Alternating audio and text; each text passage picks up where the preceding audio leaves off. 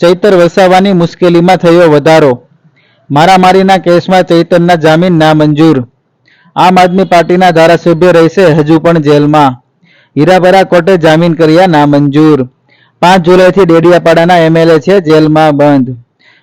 વધુમાં ચૈતરભાઈના વકીલે શું શું જણાવ્યું તે ચાલો આપણે જાણીએ વિડીયોમાં. કે બધાએ ફેક્ચ્યુઅલ પર કરેલું, પણ આ ફરિયાદ દાખલ કર્યા પછી જે વિડીયો બધા અપલોડ થયા તેને કારણે કદાચ નામદાર કોર્ટ રિજેક્ટ કરી હશે, કારણ કે એ વિડીયો કોર્ટમાં રજૂ કરવામાં આવેલા. ખાસ કયા વિડીયો હતા અને શું હતું એમાં?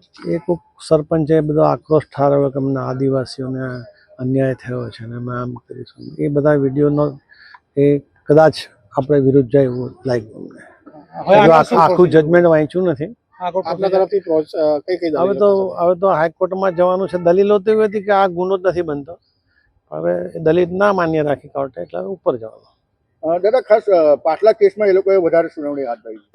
પાછલા કેસનો તો બહુ અગત્યતા નહોતી, પણ હમણાં જે વિડીયો એમણે ક્લિપ બધી રજૂ કરીને એ કદાચ વધારે વકીલનું કેવું છે પાછલા કેસમાં જે શરતી જામીન મંજૂર કર્યા હતા ત્યાં ઉલ્લંઘન થયું છે? ના, એમાં તો આ ઉલ્લંઘનની કેસની તો હજુ સુનાવણી નથી. એ તો જો બીજી અરજી છે, એમાં એ કન્સિડર થાય નહીં.